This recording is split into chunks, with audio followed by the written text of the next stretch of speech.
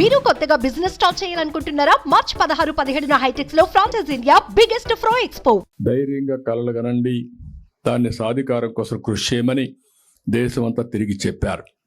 ఈ రోజు నేను ప్రత్యేకంగా మహిళా శక్తిని గుర్తించి, మహిళలకు ఉండే అవకాశాలను గుర్తించి, మహిళల కోసం ఒక ప్రత్యేకమైన కార్యక్రమం తీసుకొచ్చాం. ఇది మామూలుగా అందరూ కూడా ఇంటర్మీడియట్ చదువుకోవడం, అక్కడి నుంచి పెద్దల ప్రోత్సాహం లేకుండా పోవడం, నిధుల కొరత రావడం, ప్రభుత్వాలు కూడా ఉదాసీనంగా ఉండడం, అంటే వాళ్ళకు ఆలోచనలు ఉన్నాయి, ప్రపంచంలో రాణించే శక్తి ఉంది, ప్రపంచానికి సేవ చేసే నాలెడ్జ్ ఉంది, అదే మరి ఒక కళ కూడా ఉంది వాళ్ళందరికీ. కానీ ఆ కళలు సాధికారం కావాలంటే ఎక్కడికక్కడ ఆర్థిక ఇబ్బందులు, కుటుంబంలో నిరుత్సాహం, చదివించాలంటే ముందుకు రాకుండా పోయే పరిస్థితి వస్తూ ఉంది. అందుకే ఈ కార్యక్రమంలో మీరు చూస్తే మొత్తం ఎవరైతే ఆడపిల్లలు చదువుకోవాలనుకుంటారో గవర్నమెంట్ స్కూల్స్ కానీ గవర్నమెంట్ ఇచ్చే స్కాలర్షిప్లని తీసుకుంటూనే ఇంకా బాగా చదువుకోవాలి, లేకుంటే శిక్షణకి వెళ్ళాలి, స్కిల్ డెవలప్మెంట్కి వెళ్ళాలి, అదనంగా నాలెడ్జ్ నేర్చుకోవాలి అనుకునే ప్రతి ఒక్కరికి ఎంత డబ్బులైనా తీసుకొని చదువుకునే విధంగా తెలుగుదేశం పార్టీ ఒక కార్యక్రమాన్ని తీసుకొచ్చాం. దీనివల్ల వాళ్ళందరూ బ్యాంకు లోన్ తీసుకుని స్వేచ్ఛగా వాళ్ళు చదువుకునే అవకాశం వస్తుంది. ఏదో స్కాలర్షిప్లు అంటే ఒక 10 కోట్లు 20 కోట్లు ఇవ్వడం, మధ్యలో దాన్ని నిలిపేయడం, వీళ్ళు చదువుకు ఆపేసే పరిస్థితికి వస్తున్నారు. ప్రపంచంలో బ్రహ్మాండమైన అవకాశాలు ఉన్నాయి. నాకు ఒక విశ్వాసం కూడా ఉంది. 25 సంవత్సరాల కంటే ముందు ఇచ్చిన విజన్ ఈరోజు ప్రపంచం మొత్తం తెలుగు కమ్యూనిటీ హైయెస్ట్ పరికారం ఉంది. మీరు అమెరికాకు పోయినా, ఆస్ట్రేలియాకు పోయినా, ఆఫ్రికాకు పోయినా, ఎక్కడ ఒక పాస్ట్ లొకాలిటీ ఉందంటే ఆ దేశంలో ఎక్కువ తలసరి ఆదాయం ఎవరికన్నా వస్తూ ఉందంటే అది భారతీయులు. అందులో అగ్రస్థానాన తెలుగు వాళ్ళు ఉన్నారు. ఇది గర్వకారణం. ఇందులో మళ్ళీ ఒకప్పుడు ఆడపిల్లలందరూ ఇంటికే పరిమితం అయ్యేవాళ్ళు, ఉద్యోగాలు చేసేవాళ్ళు కాదు. అంటే వీళ్ళు చదువుకోకుండా ఒక గృహిణిగా ఉండిపోయేవాళ్ళు.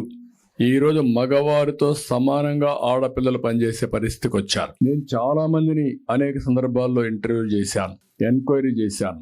భార్య భర్త ఇద్దరు ఐటీ ప్రొఫెషనల్స్ అయితే ఎవరికి ఆదాయం ఎక్కువ వస్తుందంటే పోటీపడి సంపాదించే పరిస్థితికి వచ్చారు. ఒక విధంగా చెప్పాలంటే చాలా మందిని చూసినప్పుడు మగ పిల్లల కంటే ఆడపిల్లలకే ఎక్కువ ఆదాయం వస్తూ ఉంది. అంటే దీన్ని బట్టి మనం ఆలోచించుకోవాల్సింది, ఏ విషయంలో కూడా ఆడపిల్లలు తక్కువ కాదు. కానీ వాళ్ళకు మెరుగైన అవకాశాలు ఇవ్వడం, రైట్ టైంలో వాళ్ళని ప్రోత్సహించడం, వాళ్ళని ఎక్కడికక్కడగా ఎంకరేజ్ చేయగలిగితే బ్రహ్మాండంగా విజయాలు సాధించే పరిస్థితికి వస్తారు. ఈ కార్యక్రమం కోసం ఎంత డబ్బులైనా ఆ డబ్బులంతా గవర్నమెంట్ గ్యారంటీ ఇస్తాం, వడ్డీ అంతా గవర్నమెంటే కడతాం. అది 5,000 కావచ్చు, 10,000 కావచ్చు, ఎంతైనా సరే కడతాం. ఎన్ని వేల కోట్లను ఖర్చు పెడతాం.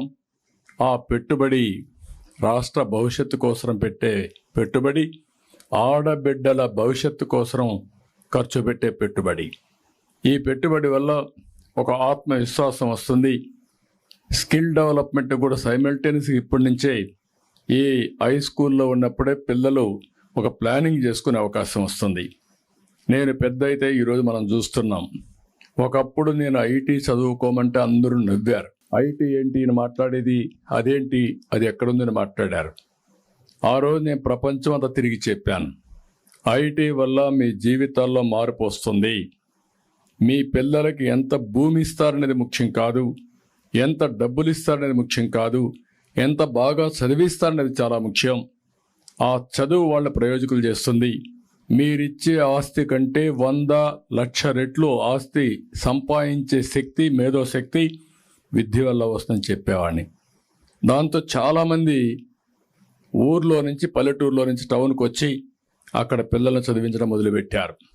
ఆ పెట్టుబడి ఈరోజు బ్రహ్మాండంగా ఉపయోగపడి వీళ్ళు విదేశాలకు సెటిల్ అయ్యి అక్కడ డబ్బులు సంపాదించి ఆ డబ్బులు ఖర్చు పెట్టి ఇంట్లో ఇల్లంతా, ఊర్లో ఇల్లు కట్టడం, పేరెంట్స్కి ఒక కారు తీసేయడం, వాళ్ళు కూడా హాలిడేస్ రావడం, ఇంట్లో వాళ్ళతో గడపడం, ఇలాంటివన్నీ జరిగే పరిస్థితి వచ్చింది.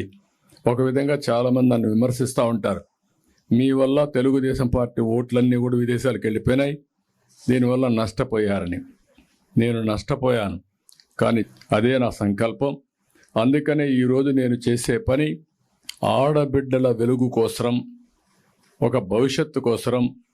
భవిష్యత్తులో ఎక్కడ పోయినా ఒకప్పుడు మీరు చూస్తే నేను ఆ రోజు చదువుకోమంటే కూడా ఆడపిల్లల పెళ్ళిళ్ళు చేయాలంటేనే అది ఒక సమస్యగా తయారయ్యేది. అలాంటిది ఈరోజు వరకట్నం రివర్స్ ఇచ్చే పరిస్థితికి వచ్చారు. ఆడపిల్లల్ని కట్నం అడిగే పరిస్థితులు లేరు.